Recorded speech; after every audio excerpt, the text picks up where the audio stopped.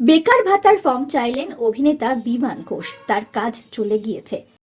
আপনাদের সবাইকে স্বাগত সিনে গসিপে।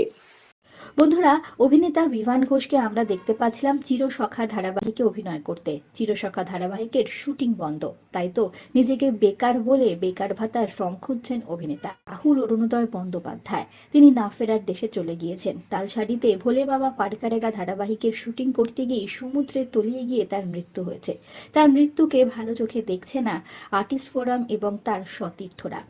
বন্ধুরা, তার মৃত্যুর পর মৃত্যুর কারণ সঠিকভাবে দেখাতে পারেনি তার প্রযোজনা সংস্থা। ভোলে বাবা পাটকারেগা ধারাবাহিকের প্রযোজনা সংস্থা রাহুলের মৃত্যুর বিষয়ে উদাসীন, তাই তো ক্ষুব্ধ আর্টিস্ট ফোরাম।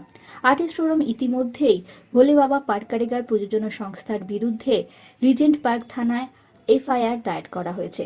তালসারিতেও অভিযোগ দায়ের করা হয়েছে এ বিষয়ে। মঙ্গলবার কর্মবিরতির ডাক দেওয়া হয়েছিল সমস্ত শিল্পী ও কলাকুশলীদের তরফে।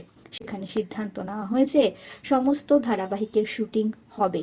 হ্যাঁ বন্ধুরা, কর্মবিরতি তুলে দেওয়া হলেও বন্ধ চিরসখা আর কোণে দেখা আলো ধারাবাহিকের শুটিং।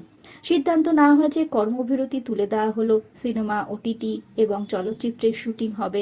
তবে শুটিং হবে না লীনা গঙ্গোপাধ্যায় আর শৈবাল ব্যানার্জির নাম যে যে প্রযোজনা সংস্থার সঙ্গে যুক্ত থাকবে সেই সিরিয়াল বা সেই প্রজেক্টগুলিতে। বর্তমানে ম্যাজিক মোমেন্ট মোশন পিকচারে ধারাবাহিক হলো চিরসখা, অপরদিকে অর্গানিক স্টুডিও প্রাইভেট লিমিটেডের ধারাবাহিক কোণে দেখা আলো।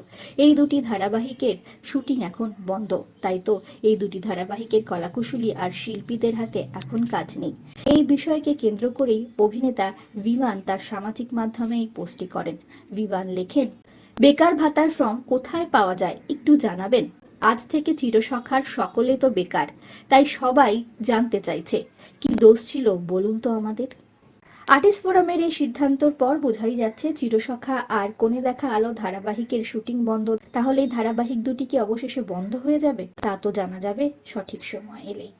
এ বিষয়ে আপনাদের কি মতামত জানাতে ভুলবেন না।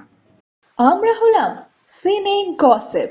জুড়ে থাকুন আমাদের সঙ্গে, সাবস্ক্রাইব করুন আমাদের এই ইউটিউব চ্যানেলটি।